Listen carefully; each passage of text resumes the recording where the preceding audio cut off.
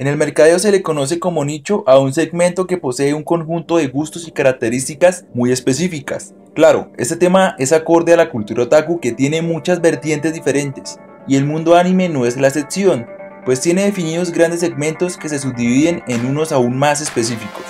Por ejemplo, podemos tomar un género extenso como la ciencia ficción y dividirla en blanda y dura, en esa misma forma hacia las óperas espaciales, y a su vez se puede enfocar en robots gigantes. También se pueden dividir en facciones de superhéroes incluso más realistas. Entre más específico se defina, más purista se vuelve, llevando a crear cultos especializados. De forma adyacente tenemos que hablar de los clásicos del entretenimiento para no confundirlos. Tienen una fórmula definida que se repite capítulo tras capítulo de forma exitosa y pueden durar muchísimos años. En Japón los más populares son Detective Conan, Chibi Maruko-chan, Sasae-san, Doraemon, Gintama Rantaro y más recientemente One Piece, entre muchos otros. En contraste, en Occidente los grandes clásicos son Caballeros del Zodiaco, Supercampeones, Dragon Ball, Ranma y medio, pero también se podían segmentar este tipo de clásicos, más específicamente en función de una época. Por ejemplo, finalizando los 80 y comenzando los 90, los clásicos en Occidente eran obras como Madokin Grand Sword, Machine Eiyuden Wataru, Lamunes, Sagas Yusha, Future Grand Prix Cyber Formula, Gosaurer, entre muchos otros, obras casi desconocidas para Occidente. Pero en cuanto a los clásicos de culto, las cosas son muy parejas y la más notoria diferencia es que en Japón el más grande clásico de culto es Gundam Sagas. Así que del mismo modo, obras como Serial Experiment Lane, Ghost in the Shell, Evangelion, Akira, Cowboy Bebop, Urotsuki Doji, Death Note, Steins Gate, Monogatari Series, Code Geass se han considerados clásicos de culto en Oriente y Occidente, ya que generalmente los animes de culto están afiliados a grandes géneros, pero representan una tendencia muy específica consumidos por una minoría. Pero lo más importante de este tipo de obras es el factor decisivo que los elevó a este estatus.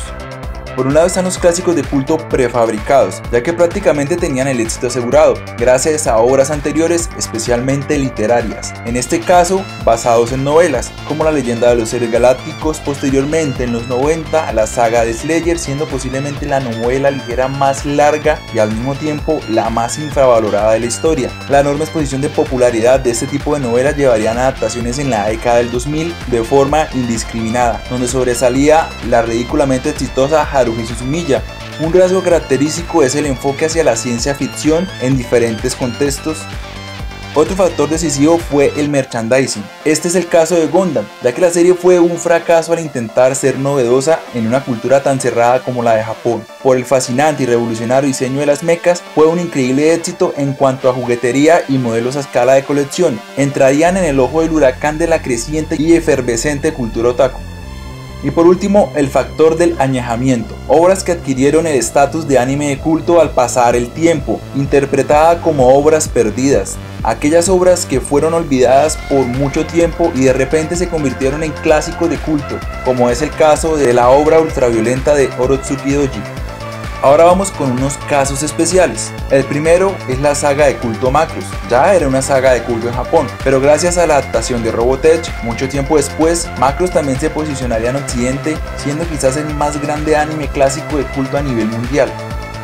Por otro lado, La Leyenda de los Seres Galácticos es otro caso especial. Es un anime que tenía éxito parcial asegurado gracias a sus novelas, pero hubiese sido un fracaso adaptarlas al anime, en un contexto más comercial. De una forma brillante, la productora a cargo, con gran acierto, decidió adaptarlas en formato OVA. De esa forma no tendrían presiones económicas o comerciales y al mismo tiempo tendrían un público previamente asegurado, convirtiéndose en la saga de OVAs más largas de la historia, pero también fue afectada por el factor de obras de antaño perdidas al ser encontradas por fanáticos anglosajones. Para ellos era una saga totalmente desconocida, ya que nunca se dobló al inglés, generando un efecto de hype y sobrevaloración sin precedentes.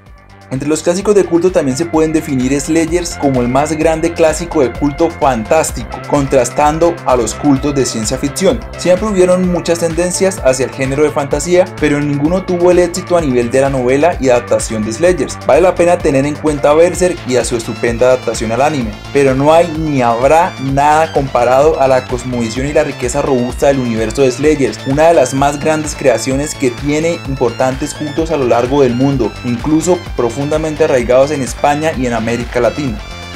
Y por último, hay que hablar de una rareza, y lógicamente le pertenece a Evangelion, puesto que virtualmente se puede clasificar en una gran matriz de géneros o subgéneros clásicos de culto que tienen como punto de partida la ciencia ficción, y luego se derivan en diferentes tendencias. Evangelion utilizando el falso recurso en función de múltiples tendencias de este género, pero después dejaría ver su eje principal basado en existencialismo, psicología y hasta teología, un hecho muy inesperado. Por tal motivo Evangelion se puede catalogar en diferentes nichos de culto, algo que suena contradictorio a este tipo de obras.